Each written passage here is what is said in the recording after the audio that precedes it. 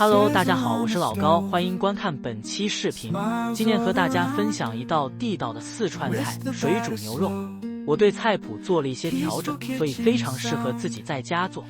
准备一块牛里脊，如果买不到，可以买长条的牛排。我的这块就是 eye fillet。切牛肉的时候，刀需要和鸡肉纹理垂直，这样切出来的肉片不易散，并且容易腌制入味。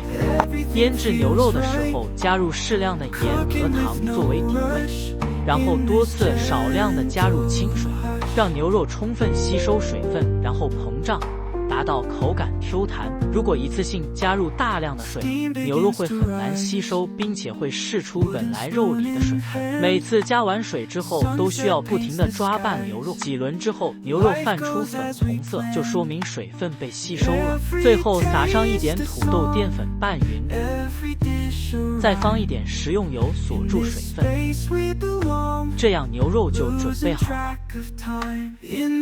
接下来切一点葱和香菜。喜欢我视频的朋友还麻烦点赞关注哦。今天天气不错，去园子里拔几颗我自己种的葱，再切一点葱花。最后我们再准备一点蒜和姜片，大蒜包好后压扁，再切碎。大家可以根据自己的口味来调整辣椒粉的多少。下面我们开始制作，锅里倒入食用油，下入姜蒜、郫县豆瓣酱，然后翻炒，直至炒出红油。锅里倒入开水，等待煮沸的时候，往牛肉里加入一点老抽，抓匀上色。水开后，先把豆芽烫30秒，然后盛出来，放在碗底当底菜。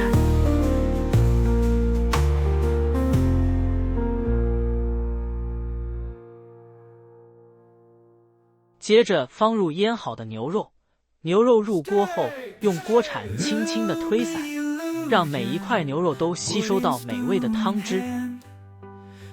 开锅后煮沸5分钟，就可以出锅了。撒上葱花、香菜和辣椒粉，再淋上一勺热油，这道香味四溢、色泽诱人的家庭版水煮牛肉就做好。